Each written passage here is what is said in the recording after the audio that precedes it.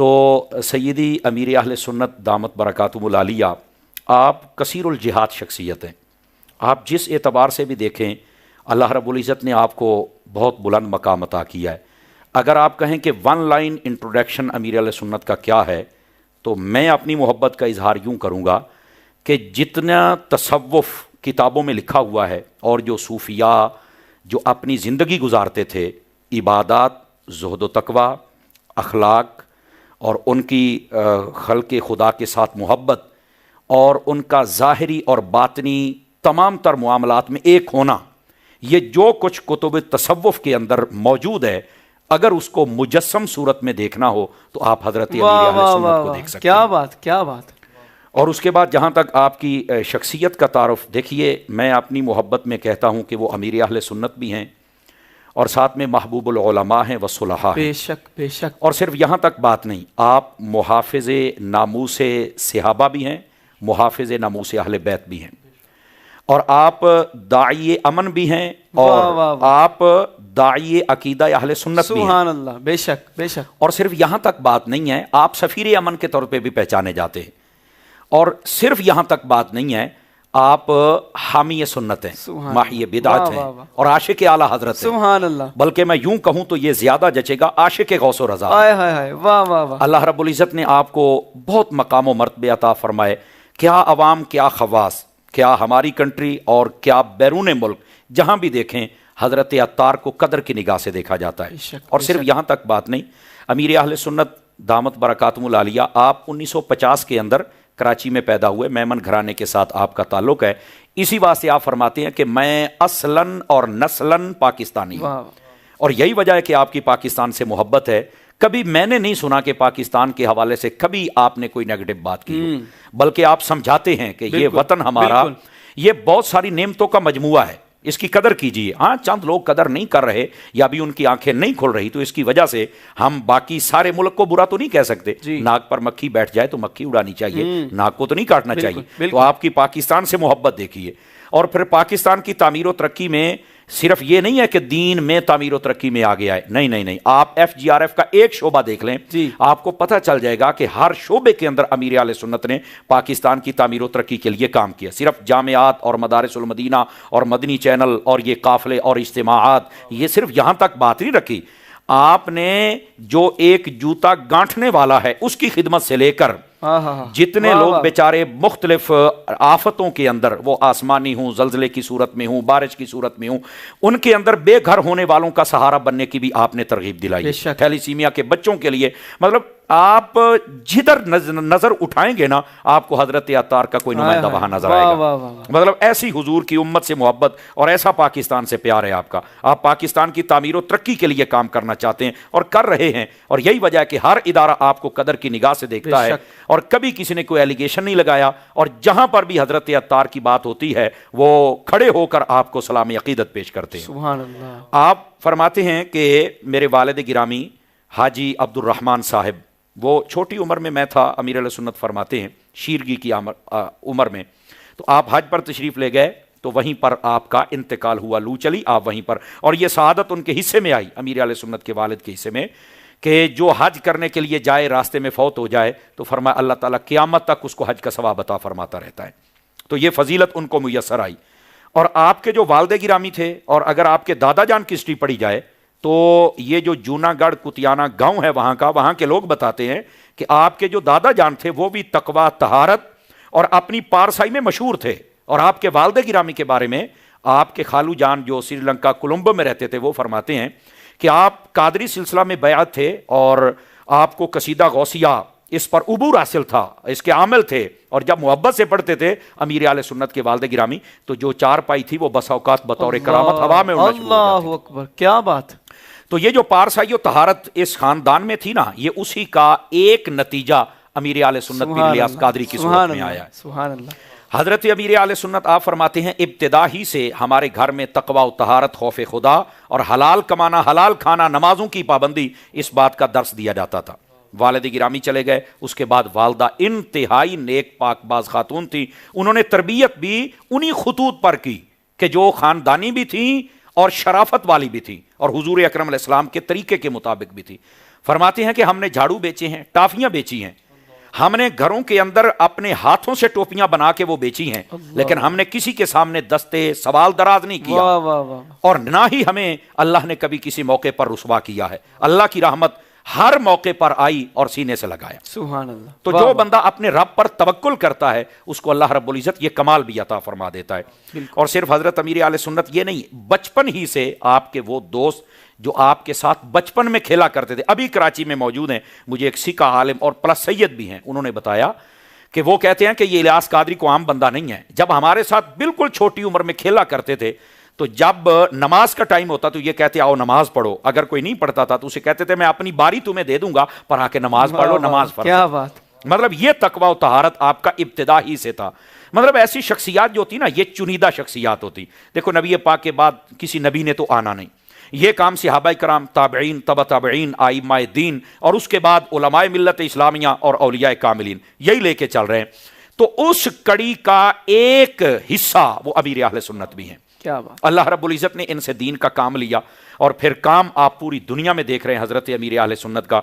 जवानी देखो तो तकवे वाली, बचपन देखो तो तकवे वाला, और आज मुजस्सम सूरत देखनी हो तो आप अमीर अहले सुन्नत वाह को वाह देख वाह। सकते हैं। क्या बात, क्या बात, बहुत खूबसूरत। अच्छा मुफ्ती साहब, दावत इस्लामी देखे ना, तहरीकें बनती हैं, टूट जाती हैं, बनती हैं, टूट जाती हैं, लेकिन वाहिद ये तहरीक है कि जो माशाल्लाह दिन ब दिन तरक्की करती जा रही है। क्या फरमाते हैं? असल में सबसे पहले ये है कि जब अल्लाह की रहमत शामिल हाल हो ना, जी सारे काम हो जाते हैं। बेशक बेशक। और रहमत इलाही उस वक्त मुतवज्जी होती है जब बंदा इखलास की बुनियादों पर अपने कदम उठाता है। और तीसरी वजह यह है, बड़ी बड़ी तंजीमें हैं जो बनी हैं और चल रही हैं, लेकिन उसके अंदर अकीदे और अमल में वो पुख्तगी नहीं रही। वाह वाह। अमीर अहले सुन्नत दामत बरकातुहुल आलिया, आपने जब से तंजीम बनाई अब तक आपका जो अंदाज है वो एक है। चूंकि जब भी कोई तंजीम कामिल तौर पे मजबूत रहती है तो उसके पीछे दो चीजें होती हैं। ये माहिरीन ने लिखा है। वो कहते हैं एक तो उसका वाज़े मकसद होना चाहिए, ये नहीं कि हर 6 माह के बाद हर हुकूमत के साथ अपने मकसद को बदलते रहें। पहले दिन से एक मकसद है, मुझे अपनी और सारी दुनिया के लोगों की इस्लाह की कोशिश करनी, बस इसके अलावा कोई मकसद नहीं है। कोई मकसद नहीं हमारा, ये वाज़े मकसद है। और शुरू day 1 to at this time एक है। अच्छा, इसी तरह आप दूसरा चीज देखें, तंजीम की मजबूती के लिए एक मरबूत निज़ाम वो होगा तब वो तंजीम चलेगी। अमीर आले सुन्नत दामत बरकातुहुल आलिया, आप देखें इस तंजीम को आपने कैसे बनाया। इब्तदाअन तो अगर यूं कहूं मैं अकेला ही चला था जानिब मंजिल, वाह, वाह, वाह। एक एक आता गया और कारवां बनता गया। तो इब्तदाअन तो ये बात थी, लेकिन चूंकि इखलास था आपने उसके बाद इसके जो निज़ाम है उसको तरबियत की बुनियाद पर रखा। आप देखें जब तरबियत होती है ना तो काम तब बनता है। जी बिल्कुल। ये बाकी जो बज़ाहिर होता है ना, ये लशपश होती है, इसके साथ काम नहीं होता। आप देखें ये मेरा मौजू नहीं है लेकिन समझाने के लिए बात कर रहा हूं। हमारे दोस्त वोट लेने के लिए आते हैं, हम नालियां बनवाएंगे, खंबे लगवाएंगे, ये करवाएंगे, चलो जी मुझे वोट दे दो। जबकि आका करीम अलैहिस्सलाम का तर्ज सियासत है वो ये नहीं था। आपने ये सड़कें, ये नालियां, ये खंबे, मतलब अगरचे उस वक्त सड़कें तो थी ना, ये पार्क तो हो सकते थे ना, बाकी चीजें तो हो सकती, आपने कुछ नहीं, आपने बंदे बनाए हैं, अबू बकर बनाया, उमर बनाया, उस्मान बनाया, अली बनाया। आपने तरबियत फरमाई है, आपने प्रोडक्शन दी है, और फिर उन्होंने आकर दुनिया में एक इनकलाब बपा कर दिया। आज भी दुनिया कहते हैं कि अगर उमर दूसरा आ जाए या उमर जैसा हुक्मरान आ जाए इस दुनिया पर इस्लाम राज करेगा। तो ये तरबियत जो होती है वो सबसे मेन चीज होती है। अमीर आले सुन्नत दामत बरकातुहुल आलिया, आपके मुरीदीन आप देख लें तरबियत याफ्ता, और अक्सरियत इनमें से वो हैं जो या आलिम हैं या कम अज कम फराइज उलूम कोर्स किए हुए हैं। बिल्कुल समझ आई। और उसके बाद अकीदा भी मजबूत है, अमल भी मजबूत है। कई बातें होती हैं जो आम इंसान को नहीं पता होती, इनको पता, क्योंकि इनकी तरबियत दीनी खुतूत पर हो रही है। ये पहली बात, तरबियत होनी चाहिए। दूसरी बात, तंजीम की मजबूती के लिए माहिरीन कहते हैं इताअत। ये जो इताअत है ना, जब ये खत्म हो जाती है तो उस वक्त वो तंजीम नहीं चल सकती, क्योंकि हर बंदा अपने आप को शेखुल कुल समझ रहा है, जबकि दराजात हैं, मरातिब हैं। ये सीढ़ी है ना, आप देखें एक ये है, दूसरी ये एज बने हुए हैं, आप फिर ऊपर जाते हैं। अगर हर बंदा ऊपर वाला समझेगा बाबा कैसे जाएंगे आप। तो अमीर आले सुन्नत ने तरबियत करके इताअत का ऐसा जज्बा दिया, ज़ेली निगरान, इलाकाई निगरान, शहर निगरान, तहसील निगरान, जिला निगरान, उसके बाद सूबे का निगरान, उसके बाद फिर पाकिस्तान का निगरान, उसके बाद शूरा का निगरान। वाह वाह वाह, अंडरस्टैंड? जी जी। तो ये जो तरबियत का निजाम है, इसने दावत इस्लामी को उरूज की तरफ ले वाह वाह वाह। یہ جو اطاعت کا نظام ہے یہ دعوت اسلامی کو اوپر لے گئے. یہ جو ان کا واضح نظام ہے، مقصد ہے، یہ دعوت اسلامی کو آگے لے کے گیا ہے. یہ جو ان کے اندر اخلاص ہے یہ ان کو آگے لے کے گیا ہے. جس تنظیم سے یہ نکل جاتا ہے اس میں سمجھیں کہ ہوائے نفس ہے، خواہشات نفس ہے، اس میں سوائے اپنی واہ واہ کے اور کچھ نہیں ہے. امیر اہل سنت فرماتے ہیں جو میرے لیے دعوت اسلامی میں آیا، میرے لیے کام کر رہا ہے، ابھی اٹھے اور گھر چلا جائے، مجھے اس کی ضرورت نہیں، اللہ کی رضا کے لیے کام کریں. تو یہ وجہ ہے کہ دعوت اسلامی ترقی کر رہی ہے. اور ایک اور بڑی وجہ ہوتی ہے چیک اینڈ بیلنس. جی کوئی بھی تنظیم ہوتی ہے نا، اینو جی پوچھی کوئی نہیں سکتا، وہ پوچھے بندہ بڈھی نو نہ پوچھے تو سارا گھر برباد ہو جاتا ہے. ہم پنجاب میں بیٹھے اس لیے پنجابی بات کر رہا ہوں. اپنے بچے کو نہ پوچھو تو سارا کام خراب ہو جاتا ہے. علامہ ذیشان صاحب اس موضوع پر بہت سارا خطابات فرماتے رہتے ہیں. او بھائی چیک اینڈ بیلنس آپ کو پوچھنا پڑے گا. ابا اپنی اولاد کو پوچھے تو اس میں نکھار پیدا ہوتا ہے، وہ کامیاب ہو جاتے ہیں. تو جب ایک شیخ طریقت اپنے مریدوں کو پوچھتا ہے نا تو ان میں بھی نکھار اور کامیابی آ جاتی ہے. تو یہ چند ایک وجوہات ہیں جس کی وجہ سے دعوت اسلامی جڑی ہوئی ہے. چونکہ یہ اپنا حکم نہیں چلاتے، یہ مرکز کا حکم چلاتے ہیں. یہ اطاعت بس جو کہہ دیا ہو گیا. بس اوقات ہمارے نفس پہ گراں گزرتا ہے، کہہ دی میں گل کیوں مننا، لیکن وہ کہتا ہے میری نہیں ہے، ایسائیاں آنکھیں ہیں، اتنی بات ہے وہ ماننی پڑتی ہے. اور دعوت اسلامی وہ چل رہی ہے. اصل یہ ہے وہ اللہ پاک ان کو نظر بد سے بچائے. اور اسی طرح جتنے بھی اراکین و ممبران ہیں وہ مل جل کر کام کریں. ہماری بھی دعائیں ان کے ساتھ ہیں. بلکہ عوام سے بھی میں گزارش کروں گا آپ ان کو کبھی دیکھیں، ان کے پاس بیٹھے ان کا چینل دیکھیں، آپ کو پھر پتہ چلے یہ کتنے نکھرے ہوئے اور کتنے سنورے ہوئے لوگ ہیں ظاہر اور باطن کے اعتبار سے. اللہ کریم ان پر اپنا مزید فضل فرمائے. آمین آمین. مفتی صاحب، امیر اہل سنت عقیدہ اہل سنت پر کس طریقے سے کام کر رہے ہیں یہ ارشاد فرمائیں. جیسے ہمارے بزرگان دین 1450 سال سے کر رہے ہیں، واہ واہ، کیا بات کیا بات. یاد رکھ لیں جس طرح ہمارا قرآن نہیں نہ بدل سکتا اسی طرح عقیدہ بھی نہیں بدل سکتا، کیونکہ یہ اسی قرآن سے تو ہے. بے شک. تو اس بات کو سمجھنا چاہیے، عقیدہ نہیں بدل سکتا، ہر چیز نئی آ سکتی ہے، عقیدہ نیا نہیں آ سکتا جیسے قرآن نیا نہیں آ سکتا. تو آپ نے اسی جیسے کہتے ہیں نا وَاعْتَصِمُوا بِحَبْلِ اللَّهِ جَمِيعًا، اس اللہ کی رسی کو پکڑ کے چلے. اور اللہ کی رسی یہ قرآن ہے، یہ حدیث ہے، اور اس پر تعامل امت ہے. صحابہ کرام، اہل بیت، تابعین، تبع تابعین، علماء امت، اجماع امت، یہ سارا یہ سب اسی نہج پہ آپ چل رہے ہیں. فی زمانہ آپ فرماتے ہیں عقیدے کی دنیا میں امام احمد رضا پہ آنکھیں بند کر واہ واہ واہ، کیا بات. فقہی مسائل میں اختلاف ہو سکتا ہے، لیکن امیر علیہ سنت جملہ کتنا خوبصورت بولتے ہیں، فرماتے ہیں ضرورت ہو تو اختلاف کریں، ورنہ فقہی مسائل میں ضرورت کے بغیر بھی اختلاف نہ کیا جائے. جی کئیوں کو شوق ہوتا ہے نا کہ میں نے یہ کام کرنا ہے. بھئی اگر اس کی ضرورت نہیں ہے تو یہ کام نہ کرو، ضرورت ہے تو پھر تم مسئلہ بتا دو، ورنہ کہو کہ اعلیٰ حضرت نے یہ لکھا ہے، اس میں عافیت ہے. اعلیٰ حضرت صاحب رحمۃ اللہ تعالی کی جو تحقیق ہے نا وہ تحقیق انیق ہے. اللہ رب العزت کی رحمت سے جو لکھتے ہیں نا سمجھ لو فائنل لکھ دیتے ہیں. آج تک اعلیٰ حضرت کا کوئی فتویٰ آپ یہ نہیں دکھا سکتے اعلیٰ حضرت نے یہ کہا میں نے یہ لکھا ہے اور 5 سال کے بعد اچھا میں رجوع کرتا ہوں یہ نہیں تھا یہ تھا. کبھی آپ نے یہ نہیں کہا، جو کہہ دیا وہ کہہ دیا.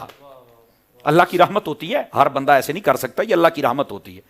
امیر اہل سنت ان کا کام کرنے کا انداز، میں آپ کو ایک مثال دیتا ہوں تاکہ بات سمجھ آ جائے.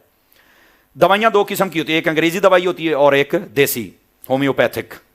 ہومیوپیتھک اگر دیکھا جائے تو بظاہر کہتے ہیں یہ نا مٹھا مٹھا کام کر دیا، آہستہ آہستہ، لیکن وہ بیماری کو جڑوں سے نکال دیتی ہے. یہ یاد رکھ لیں.